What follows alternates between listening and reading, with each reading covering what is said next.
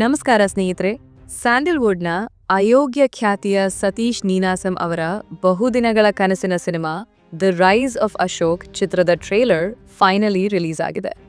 70ರ ದಶಕದ ಕಥೆ, ಒಬ್ಬ ಸಾಮಾನ್ಯ ಯುವಕ ಕ್ರಾಂತಿಕಾರಿಯಾಗಿ ಬೆಳೆಯುವ ರೋಚಕ ಜರ್ನಿ ಈ ಚಿತ್ರದಲ್ಲಿದೆ.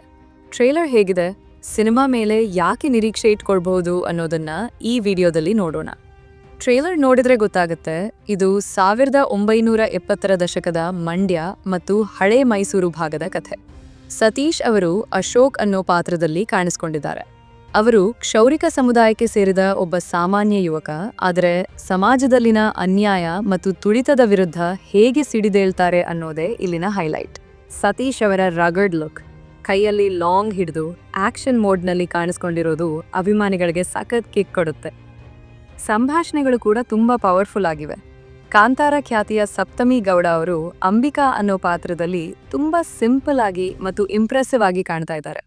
ಇವರಿಬ್ಬರ ಕೆಮಿಸ್ಟ್ರಿ ಕೂಡ ಚೆನ್ನಾಗಿ ವರ್ಕ್ ಆದಂತದೆ.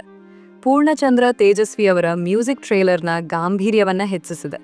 ಈಗಾಗಲೇ ರಿಲೀಸ್ ಆಗಿರೋ ಸಿದ್ದಯ್ಯ ಸ್ವಾಮಿ ಹಾಡು ಹಿಟ್ ಆಗಿದೆ. ಈ ಚಿತ್ರಕ್ಕೆ ಒಂದು ಎಮೋಷನಲ್ ಕನೆಕ್ಷನ್ ಇದೆ. ಈ ಚಿತ್ರದ ಮೂಲ ನಿರ್ದೇಶಕ ವಿನೋದ್ ಧೋಂಡಾಳೆ ಅವರು ಚಿತ್ರೀಕರಣದ ಮಧ್ಯೆ ನಿಧನರಾದರು. ನಂತರ ಎಡಿಟರ್ ಮನು ಶೆಡ್ಡಾರ್ ಅವರು ಈ ಚಿತ್ರವನ್ನ ಪೂರ್ಣಗೊಳಿಸಿದ್ದಾರೆ. ಟ್ರೇಲರ್ ನೋಡಿದ್ರೆ ಕ್ವಾಲಿಟಿಯಲ್ಲಿ ಎಲ್ಲೂ ಕಾಂಪ್ರಮೈಸ್ ಆದ ಹಾಗೆ ಕಾಣುತ್ತಿಲ್ಲ. ನನಗೆ ಈ ಟ್ರೇಲರ್ನಲ್ಲಿ ಇಷ್ಟವಾಗಿದ್ದು ಅದರ ರಾ ಅಂಡ್ ರಸ್ಟಿಕ್ ಫೀಲ್. ಒಂದು ಸಾಮಾಜಿಕ ಹೋರಾಟದ ಜೊತೆಗೆ ಕಮರ್ಷಿಯಲ್ ಎಲಿಮೆಂಟ್ಸ್ ಕೂಡ ಸಮತೋಲನದಲ್ಲಿದೆ ಅಂತ ಅನ್ಸುತ್ತೆ. ಸಿನಿಮಾದ tag line one voice can spark a revolution ಅನ್ನೋದಕ್ಕೆ ಟ್ರೇಲರ್ ನ್ಯಾಯ ಒದಗಿಸಿದೆ.